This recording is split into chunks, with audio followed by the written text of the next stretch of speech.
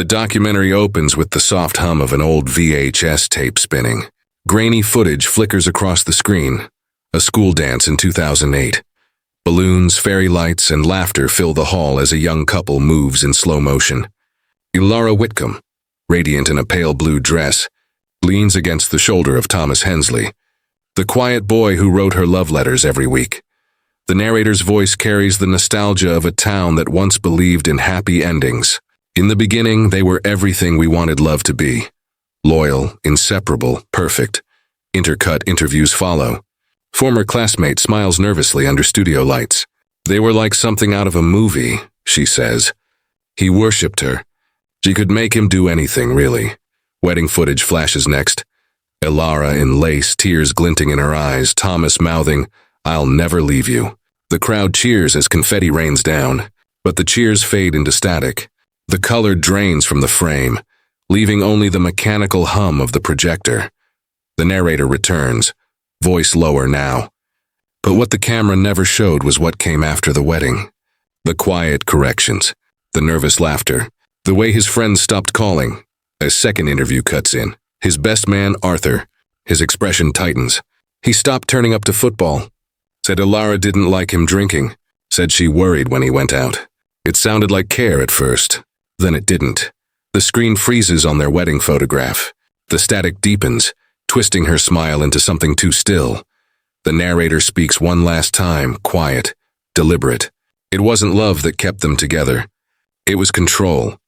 The camera fades from the static of their wedding photo to the dim glow of a suburban kitchen. The table is set for two. A single wine glass lies shattered on the floor, red liquid bleeding across the tiles like a quiet accusation. The narrator's tone is clinical yet heavy. In the early years, everything looked perfect. But perfection can hide the first signs of control. Interview footage cuts in. Arthur again, eyes flicking to the floor. He'd call me after dinner, whispering so she wouldn't hear. He'd say, "I'm sure I put the keys on the counter, but she swears I didn't."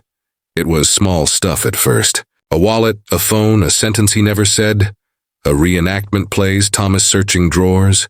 Ilara leaning in the doorway with that patient, pitying smile. "Darling," she murmurs, "you're forgetting things again. I'm worried about you." He pauses, guilt flooding his face. "Maybe I am." "Of course you are," she says, her tone soft enough to wound. The narrator cuts in. Gaslighting isn't an explosion. It's a rearrangement of reality. One memory at a time. Friends describe how Thomas grew quieter, how his once confident laugh thinned to nervous chuckles. His mother's voice trembles in her interview. He started writing things down in a notebook. He said he needed proof of what he'd done because he couldn't trust his own head anymore.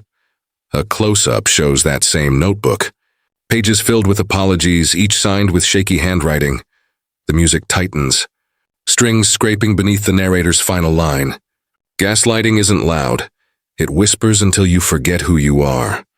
The camera fades from Thomas's trembling handwriting to the soft glow of a studio light.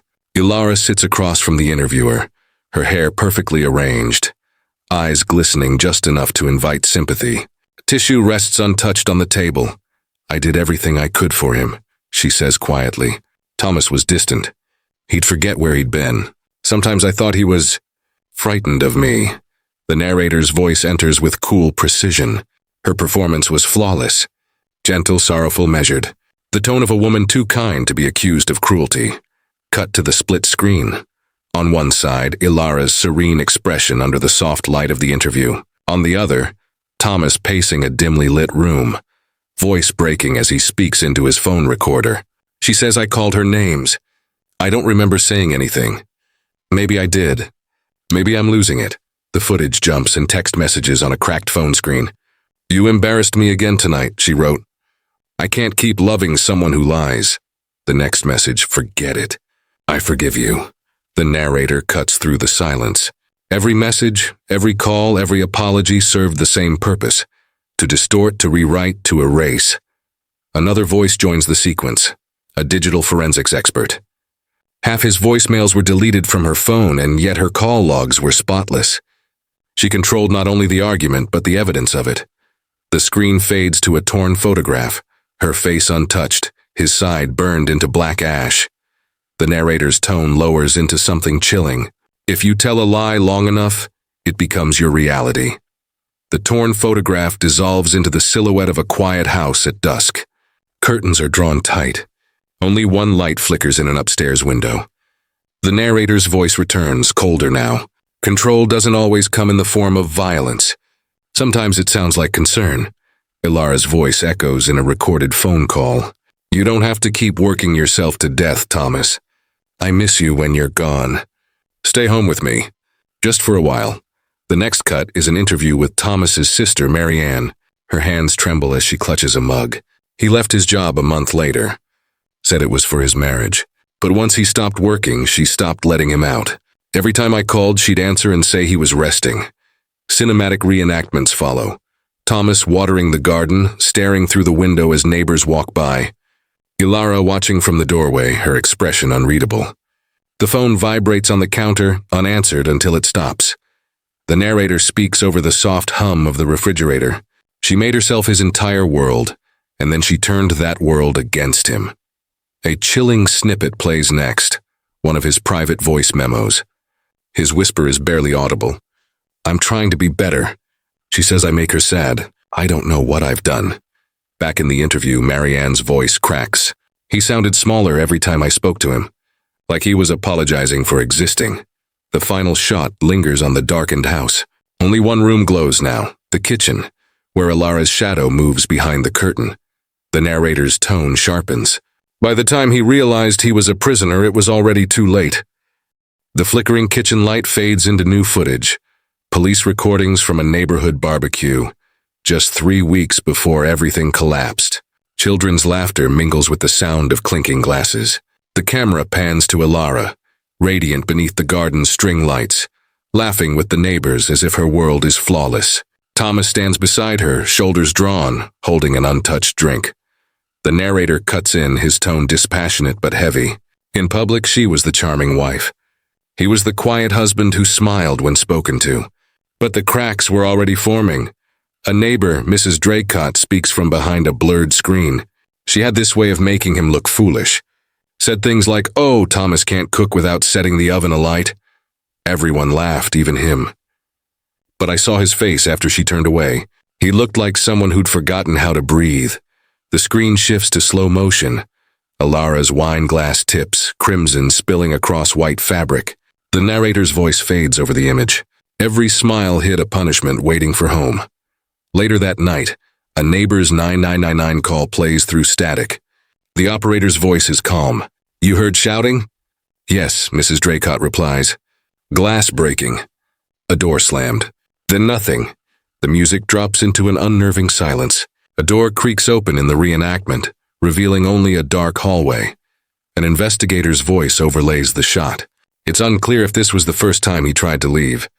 But we know it was the last time anyone saw him happy. The narrator delivers the final line in a whisper that lingers like smoke. He tried to leave once, and she made sure he never tried again. Rain streaks across the lens as the documentary jumps forward in time. The police scanner crackles with a new report. Male, mid-30s, missing from his residence in Kent. Last seen by his wife 3 nights ago. Thomas Hensley has vanished. The next frame cuts to Ilara seated in a police interview room. The light above her is harsh, cold, unflinching. She folds her hands neatly on the table. Her voice is low, almost fragile. He'd been under such pressure. I told him he should take time away, maybe go to his brother's cottage. He just needed space. Detective Sergeant Leonard speaks in his present-day interview. She was calm. Most people panic when someone's missing, but she didn't. She cried at the right moments, but there wasn't any fear behind it. The narrator fills the silence. When a liar rehearses a story long enough, it becomes a performance. And Ilara was flawless. Footage of the police search follows. Officers pushing through the woods, torches cutting across wet branches, Thomas's photograph stapled to a pole. The camera lingers on a missing person flyer fluttering against a rain-soaked wall, his face fading beneath the moisture. Inside the station, another detective leans forward in the dim light. Her timeline kept shifting. First she said he left on Thursday, then it was Friday. She couldn't remember what he was wearing, but she remembered the brand of tea she made him before he went. The narrator's tone drops into a near whisper. She knew how to sound uncertain in all the right ways. The screen fades to black, the hum of the interview recorder echoing under the final line. If she could convince the police, what else had she convinced him to believe? Rain streaks across the lens as the documentary jumps forward in time. The police scanner crackles with a new report. Male, mid-30s, missing from his residence in Kent. Last seen by his wife 3 nights ago. Thomas Hensley has vanished.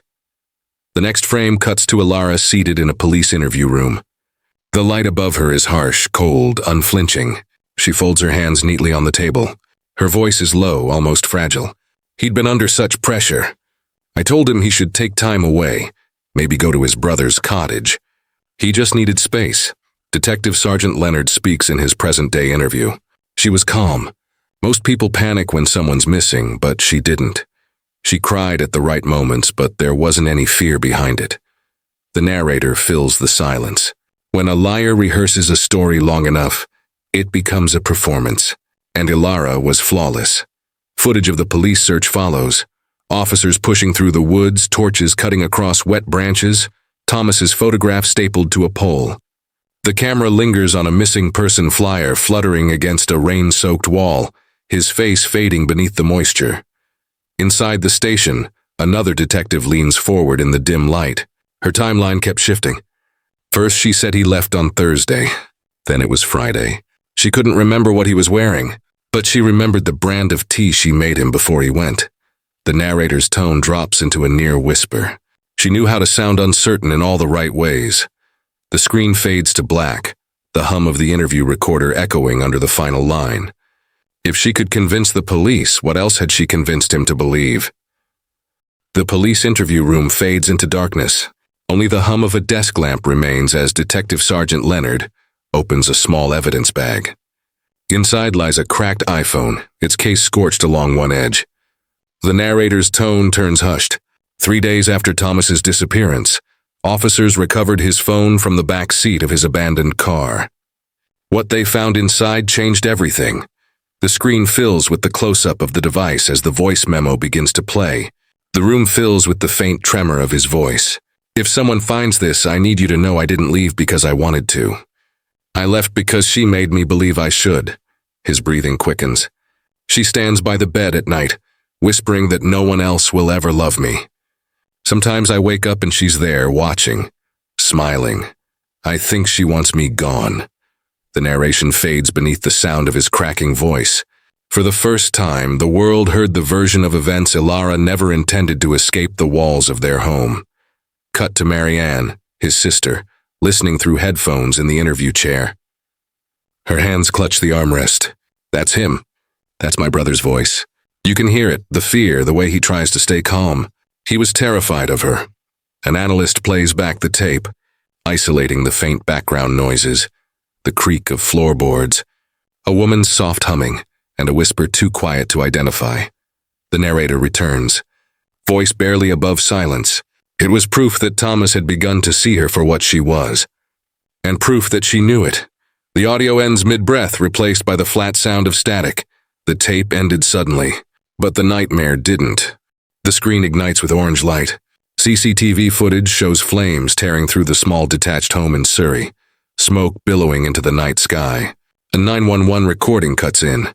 Sarah's voice, shrill, breathless, trembling with just enough panic to sound real. Sarah, on call. Please. He locked himself inside. He said he couldn't do it anymore. The house, it's burning. Sirens wail in the distance. Firefighters crash through the door as the narrator's voice drops to a whisper. By the time emergency services arrived, the blaze had already devoured the bedroom. What they didn't expect to find were traces of accelerant. Cut to the charred remains, twisted bed frame, melted picture frames, the outline of where someone once slept. Detective Leonard appears in his interview, the firelight reflected in his eyes. She said he poured the petrol himself. But the burn pattern was wrong, too controlled, too deliberate. Flashbacks flicker between the flames and her post-fire interview. Sarah sits before the camera in a crisp white blouse, eyes red-rimmed yet steady. Interviewer: do you believe he meant to take his life? Sarah: he'd been so lost. I tried to save him. I really did. Her words tremble, but her hands never move. Not once, the narrator interjects. Her performance was flawless, grief rehearsed to perfection. But the investigators weren't watching her tears. They were watching her timing. A brief clip plays the exact second she called 911.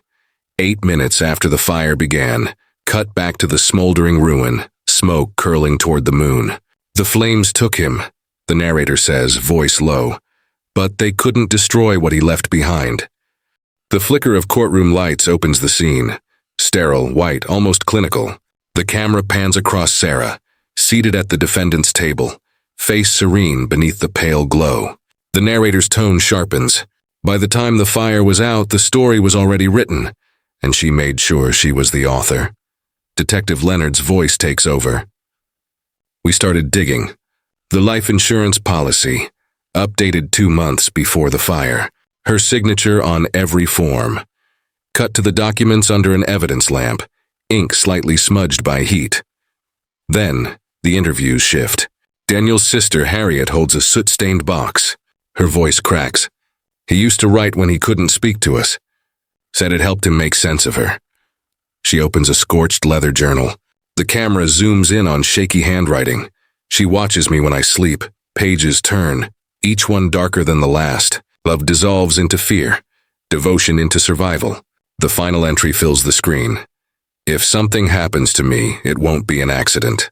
The prosecutor's voice overlays slow-motion footage of Sarah stepping out of court, cameras flashing. We had motive, opportunity, manipulation, but not proof. Sarah glances at the journalists, dabbing her eyes as if grief were a costume. Her lawyer whispers something. She smiles. For the first time since the fire, she smiles. The narrator breaks the silence. Justice didn't fail. It just came too late. As the screen fades, Harriet's voice trembles off camera. He tried to warn us. He left everything, the journals, the recordings. She thought she burned it all. A soft gust of wind scatters the ashes across a wooden table, revealing one final, unburned word. Truth. The final episode opens with a slow, graceful pan across a sunlit suburban home. Roses trimmed, laughter spilling faintly from an open window. A television plays softly in the background. On the screen, Sarah sits for a morning news interview. Her posture is perfect, her tone warm, her eyes bright. I've learned to forgive, she says, smiling just enough for the camera. Daniel was troubled. I've chosen to move forward. The interviewer nods sympathetically. Cut to a wide shot.